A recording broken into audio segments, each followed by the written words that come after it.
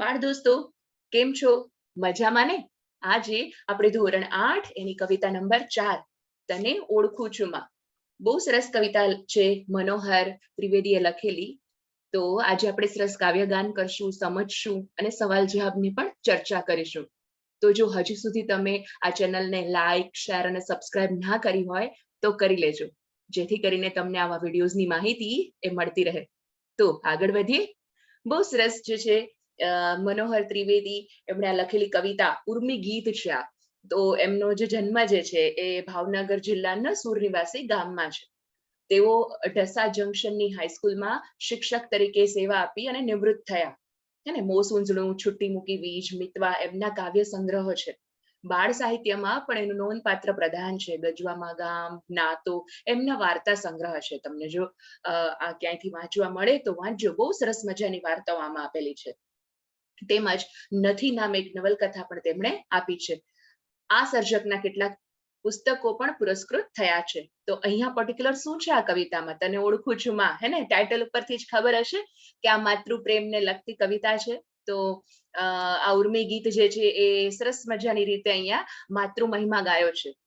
ગીતનો નાયક જે છે એ વિનમ્ર ભાવે એકદમ સરસ માતૃ ઋણનો સ્વીકાર કરે છે. શું કામ? કારણ કે કોઈ પણ મુશ્કેલી આવે, પીડા સહન કરવાની આવે, હે ને, કોઈ સ્વજનો ધિક્કારે, ઉપેક્ષા કરે, ઇટ મીન્સ ઇગ્નોર કરે, હે ને, તો પણ દરેકે દરેક સંજોગોમાં માતા જે છે એની મમતા પોતાના સંતાન માટે હોય જ છે. અને એને હંમેશા પગ ઉપર ઉભા રહેવાનું બળ પૂરું પાડે, હંમેશા એને પ્રોત્સાહન આપે કે ના, તું કરી શકીશ. અહીંયા મને સરસ મજાનું એક વોલ્ટરનું ઉદાહરણ આવે આપવાનું મન થાય કે વોલ્ટર હતો એ એનું કમરથી નીચેનો હિસ્સો એ અપંગ મતલબ કહેવાય ને કે ખોટો થઈ ગયો હતો. અને ડોક્ટરે એવું કહી દીધું હતું કે આ ચાલી તો દૂર પણ ઊભી પણ નહીં શકે. પરંતુ એને તો એવું જ હોય કે હું ઊંચી કૂદમાં ભાગ લઉં, રાઈટ? અને એની માં પણ એને સતત સપોર્ટ કરે કે નહીં, તું કરી શકીશ. એની પગમાં માલિશ કરે, દવાઓ કરે, એ બધું તો ઠીક જ છે, રાઈટ? પરંતુ ખાસ કરીને માનસિક બળ એટલું સરસ પૂરું પાડે કે રિયલમાં એ ઓલિમ્પિકમાં જે ઊંચી કૂદનો રેકોર્ડ હોય તોડે છે. હાલ ઓલિમ્પિક્સ ચાલે જ છે, રાઈટ? એટલે એમાં એક્ઝામ્પલ લેવાની ઈચ્છા થાય.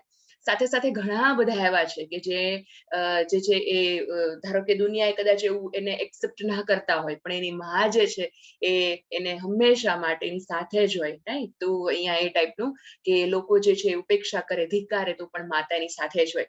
માતાના દુખણા ઓવારવામાં, એમ દુખણાથી ઓવારે એવું અમૃત ભર્યું છે. ટચાકા ફૂટે અને પીડા જે છે પળભરમાં દૂર થઈ જવું. એમ તમને આમ ઓવારણા લે, દુખણા લે, પછી આમ આવી રીતે જો આંગળીથી આમ ટચાકા ફૂટે તો એને એવું કહેવાય. અને પળભરમાં પીડા શું થઈ જાય, એટલે ગાયબ થઈ જાય એમ. ગીતના અંતમાં નાયક બોલી ઉઠે છે કે સ્મરણ સ્મરણ તીરથ તારી એમ કરું પરકમમાં. એટલે કે માતાના સ્મરણ દ્વારા તેમની પાવન પરિક્રમા કરાવતું આ ગીત જે છે એ વારંવાર માણવાનું ગમે એવું છે. બહુ સરસ મજાની આ ઉર્મી ગીત છે, ગાવાનું ગમે, એને વારંવાર માણવાનું ગમે એવું છે. સરસ મજાનું ચિત્ર જોઈ શકો છો. અને બાળક જે છે એની મા પાસે છે. તો નાની એવી કવિતા છે, ઉર્મી ગીત છે. તને ઓળખું છું માં, તને ઓળખું છું માં, સરે અચાનક હોઠેથી બસ એક વેણ તે ખમ્મા ખમ્મા. સરે અચાનક હોઠેથી બસ એક વેણ તે ખમ્મા. ખમ્મા કહેતા પાપણ પરથી નહીં ખરેલા આંસુ. ઘરને ખૂણે એકલવાયું વરસે છે ચોમાસું. મળે લહેરથી હું ભલે હું લૂઝર તામારગમાં. તરણા પેઠે જાવે કે ખડસે લે કોઈ ફેંકે. પગ પર ઊભો થાઉં ફરી તારી મમતાના ટેકે. દશે ટેરવા અડે ને પીડા છું થાતી પળભરમાં. દસે ટેરવા અડે ને પીડા છું થાતી પળભરમાં. ઘરથી જાવું દૂર છતાં તું હોય આંખની સામે, કોણ અભાગી હોય જ માને આમ સદા ના પામે, સ્મરણ સ્મરણ તે તીરથ તારી એમ કરું પરકમ્મા, સ્મરણ સ્મરણ તે તીરથ તારી એમ કરું પરકમ્મા, તને ઓળખું છું માં, તને ઓળખું છું માં, તને ઓળખું છું માં, તને ઓળખું છું માં. આઈ હોપ તમને ગાવાની મજા આવી હશે. હે કેટલું સરસ ઉર્મી ગીત છે. અહીંયા તને ઓળખું છું માં, એમ કે માં હું તને જે છે બહુ સરસ રીતે ઓળખું છું, કારણ કે સરે અચાનક હોઠેથી બસ એક વેણ તે ખમ્મા, એટલે કે અચાનક જ તારા હોઠેથી એક શબ્દ નીકળે છે. કયો નીકળે છે? ખમ્મા. ખમ્મા શબ્દ જે છે એ આપણે કોઈ પડી ગયું હોય અથવા એનું સારું થાય એટલે કે ક્ષેમ કુશળ માટે વપરાતો એ શબ્દ જે છે ખમ્મા જે છે ને એ. પછી શું કહે છે કે અહીંયા ખમ્મા કહેતા પાપણ પરથી નહીં ખરેલા આંસુ, ઘરને ખૂણે એકલ વાયુ વરસે છે ચોમાસુ, રાઈટ? એટલે અહીંયા શું છે કે તું ખમ્મા કહે ત્યારે તારા પાપણ ઉપરથી નહીં ખરેલા આંસુ, અને ઘરના ખૂણે તું એકલ વાયુ હોય ત્યારે તારી મમતા જે છે એ શું હોય છે તો કે ચોમાસાની જેમ વરસે છે. હે ને, જેમ ચોમાસામાં વરસાદ વરસે એમ તારી મમતા જે છે એ વરસે છે. મળે લહેરખી હું ભલે હું લૂઝરતા માર્ગમાં, હે ને, એટલે કે મારા જીવનમાં જ્યારે એકદમ મુશ્કેલી રૂપી લૂઝરતી હોય, એટલે કે મને દુઃખ હોય, વેદના હોય, હે ને, એ લૂઝરતા માર્ગમાં અહીંયા સરખામણી બહુ સરસ રીતે કરેલી છે. જુઓ, ચોમાસા સાથે, લૂ સાથે. લૂ એટલે તો ગરમીમાં ગરમ જે પવન વાતો હોય ને લૂ કહેવામાં આવે. હે ને, મમ્મી તમને કહેતી હશે બપોરે તડકામાં બહાર નહીં નીકળ, લૂ લાગી જશે. હે ને, તો એ એટલે કે લાઈફમાં જ્યારે એવી લૂ હોય, એટલે કે એ સંકટોની લૂ ઝરતી હોય ત્યારે મળે લહેરખી હું ભલે હું લૂઝરતા માર્ગમાં, એટલે કે ત્યારે મને તારી મમતાના વરસાદની લહેરખી મને મળી જાય છે. હે ને, આપણને સરસ મજાની એ લહેરખી મળી જાય. તરણા પેઠે ચાવે કે હડસેલે કોઈ ફેકે, પગ પર ઊભો થાઉં ફરી હું તારી મમતાના ટેકે. કેટલું સરસ કીધેલું છે કે જ્યારે મને કોઈ પણ તરણાની જેમ ચાવે કે હડસેલે, હડસેલે ઇટ મીન્સ ઇગ્નોર કરે, ઉપેક્ષા કરે, મને કોઈ ધિક્કારે એમ, પરંતુ તારી મમતાના ટેકે જ, એટલે કે તારા મમતાને આધારે જ હું જે છે પગ પર ઊભો રહેવા માટેનું મને બળ મળે છે, મને પ્રોત્સાહન મળે છે કે ના, તું બી સરસ છે, તું બી કરી શકીશ. રાઈટ? એ આપણને બળ પૂરું પાડે. દસે ટેરવા અડે ને પીડા છું થાતી પળભરમાં, એટલે શું કહે છે કે તારી 10 આંગળીઓના ટેરવા, જેમ ને આંગળીના ટેરવા, એ જેવો મને સ્પર્શ થાય છે ત્યારે મારી વેદના જે છે, દુઃખ જે છે એ પળવારમાં અદ્રશ્ય થઈ જાય. અને છું થાતી પળભરમાં એટલે આમ અદ્રશ્ય થઈ જાય આમ. હે ને, ઘરથી જાઉં દૂર છતાં તું હોય આંખની સામે, કોણ અભાગી હોય જે માને આમ સદા ન પામે, એટલે હું ઘરથી ભલે ગમે તેટલો દૂર જાઉં છતાં પણ તું તો મારી આંખની સામે જ હોય છે. હે, અને એવો કોક જ અભાગી હશે, અભાગી એટલે કે કહેવાય ને કે દુર્ભાગી હશે એવો, કે જે માને આવી રીતે પામી ના શકતો હોય એમ સદાય, ભલે દૂર હોય તારે એમ. ફિઝિકલી જરૂરી નથી કે મમ્મી આપણી સાથે હોય, હંમેશા મેન્ટલી બી આપણને હંમેશા સપોર્ટ સિસ્ટમ જે છે એની આપણા માટે જ હોય કે આપણું સારું થાય, આપણું ભલું થાય, હે ને, આપણી પ્રોગ્રેસ થાય. તો એવું હંમેશા ઈચ્છતી જ હોય. એટલે હું ઘરથી ભલે દૂર હોય તો પણ હું તને આવી રીતે પામી શકું. સ્મરણ સ્મરણ તે તીરથ એમ તારી કરું પરકમ્મા, એટલે મારે મન તો તારું દરેક સ્મરણ જે છે તીર્થરૂપ છે. યાદ છે અહીંયા ઓલા ગણપતિ અને કાર્તિકેય કોમ્પિટિશન કરી હતી કે કોણ જે છે એ 84 જે તીર્થ જે છે અથવા તો એટલા એની પરિક્રમા કરી શકે, અને પછી તો એને મા બાપને જ તીર્થરૂપ ગણી અને પરિક્રમા કરી હતી ગણપતિએ. રાઈટ? તો એવી રીતે અહીંયા શું છે કે તારું સ્મરણ એટલે તારી યાદ જે છે એ જ મારા રૂપ તીર્થરૂપ છે. એટલે સ્મરણ રૂપી તીર્થની હું જે છે એ આ રીતે પરકમ્મા કરું છું, હું યાદ કરીને આવી રીતે તને પરકમ્મા કરું છું. માં તને ઓળખું છું, તને ઓળખું છું માં એટલે માં હું તને સારી રીતે ઓળખું છું. અહીંયા શબ્દ સમજૂતી તમે જોઈ લેશો તો તમને હજી બી કદાચ નહીં સમજાતું હોય તો આવી જશે. ઓકે, હવે આપણે અભ્યાસ તરફ આગળ વધીએ અને પછી સ્વાધ્યાય તરફ. આઈ હોપ કે તમને કવિતા ગાઈ હશે અને સમજી પણ હશે, તો તમને આરામથી એના સવાલ જવાબ છે એ આવડી જશે. ઘણા બધા બાળકો જે છે એવું કહેતા હોય કે રિટર્ન ક્વેશ્ચન આન્સર, પણ મારી દ્રષ્ટિએ તો જો તમે સમજેલું હોય તો તમે પોતાની જાતે આરામથી સવાલ જવાબ લખી શકો. જરૂરી નથી કે બેઠે બેઠા પ્રશ્ન જવાબ આપણે ગોખણ પટ્ટી કરીએ. ઇવન ગુજરાતીમાં જ નહીં, આઈધર તમે કોઈ પણ લેંગ્વેજની વાત કરો, જ્યારે હિન્દી હોય ઇંગ્લિશ હોય, મતલબ તમે સમજેલું હશે તો આરામથી તમે એના સવાલ જવાબ ફક્ત અભ્યાસ સ્વાધ્યાયના નહીં, તમને અંદરથી પણ કંઈ પૂછાય તો તમને આરામથી તમને આવડી શકે. ઓકે, તો મારી એવી બનતી ટ્રાય હોય છે. બાળકના ક્ષેમ કુશળ માટે જે છે એ માતાના મુખેથી કયો શબ્દ વારંવાર નીકળી પડે છે? ખમ્મા, રાઈટ. બાળકનું દુઃખ લઈ લેવાના ભાવથી માતા શું કરે છે? એના માથે હાથ ફેરવે છે, હાથ પકડીને બેઠો કરે છે, તેની સાથે સતત રહે છે, કે પછી ઓવારણા લે છે? શું આવશે? તો કે તેના ઓવારણા લે છે, રાઈટ. તેના શું કરે છે? ઓવારણા લે છે. યસ. પછી નેક્સ્ટ 1-2 વાક્યમાં પ્રશ્ન જવાબ. કવિને માતાની લહેરખી જે છે એ ક્યારે અનુભવાય છે? તો કે કવિ જે છે એના જીવનમાં જ્યારે અનેક દુઃખ આવે, સંકટ આવે, હને, અને એને જ્યારે દુઃખ સહન કરવું પડે ત્યારે એમને માતાની જે મમતા જે છે એના લહેરખી અનુભવાય છે. માતાની જે મમતા જે છે એની વરસાદની લહેરખી અનુભવાય છે. છે ને, હું લૂઝરતા માર્ગમાં મળે લહેરખી હું ભલે હું લૂઝરતા માર્ગમાં, તો અહીંયા એ થઈ શકે સાર્થક. બીજું, માની મમતાને ન પામી શકનાર માટે કવિ કયો શબ્દ વાપરે છે? યાદ છે? અભાગી.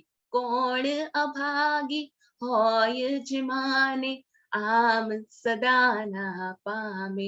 એટલે જ હું કહું કે કવિતા સરસ મજાની ગાવ, સમજો તો આરામથી તમને આ સવાલ જવાબ તમ ચપટીમાં આવડી જશે. હે ને? તો અભાગી શબ્દ વાપરે છે, અભાગી.